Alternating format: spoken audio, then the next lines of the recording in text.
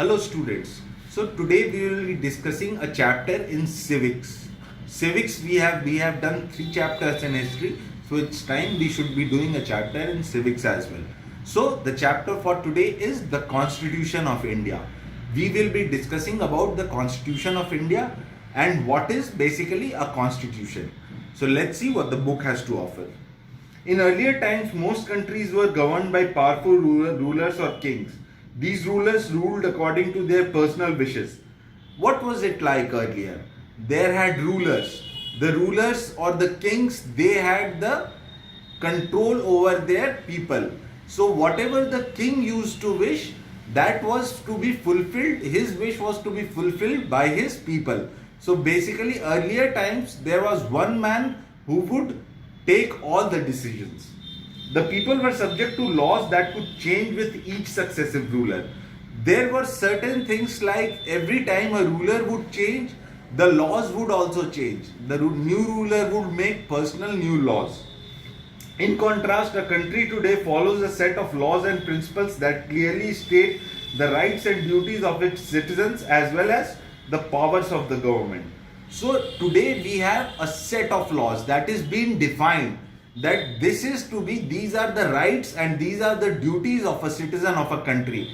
Now we don't have with a certain situation where a ruler would change and the laws would accordingly change as well. But now we have certain rights and duties that is written in the Constitution of India.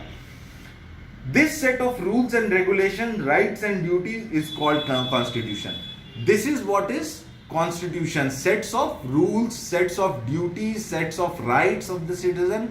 This is what makes a sum total of called Constitution. The Constitution is the country's supreme highest authority. Highest authority on top of all is the Constitution.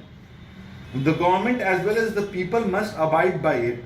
The Constitution of Independent India came into force on 26 January 1950. On this day, India became a democratic republic. So when we discuss about the Constitution of India, it came into effect after we got freedom from the British colonial rule. We got freedom in 1947 and by 1950, 26 January, our Constitution was formed. And this is what made India a democratic republic. India became a democratic republic after that. The Constitution of India was framed by a body called the Constituent Assembly, whose members were all representatives of the Indian people.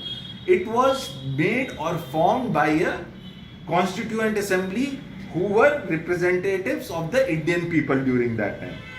So let's discuss further about Constituent Assembly and the framing of Indian Constitution. In 1945, the British government, which decided to grant independence to India, sent a cabinet mission comprising 3 British cabinet ministers to study the issue of Indian independence. The cabinet mission recommended the formation of a Constituent Assembly to frame a constitution for India. So British, while they were leaving the country, when they decided to free the India, they sent a cabinet mission. And that cabinet mission decided that there will be a Constituent Assembly which will set up the Constitution of India. So while Britishers were leaving, they made sure that India had, after freedom, India makes its own constitution. The elections for the formation of Constituent Assembly were held in July 1946, in which 389 members were elected. They were not elected directly by the people but by their representatives in the provincial legislative assemblies. The members represented a wide cross sections of Indian society. So in July 1946, 389 members were selected who were the representatives in provincial legislative assemblies. So these representatives, they were responsible for forming the Constitution of India. The Constituent Assembly consisted of eminent leaders as well as legal experts.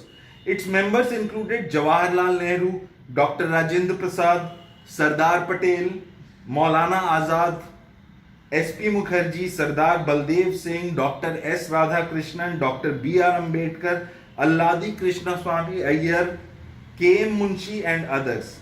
So the Constituent Assembly consisted of these eminent leaders, and these leaders were selected to form the Constituent Assembly. More than 30 members belong to the scheduled caste and scheduled tribes. There were more than 30 members who were part of scheduled caste and scheduled tribes out of those 389 members.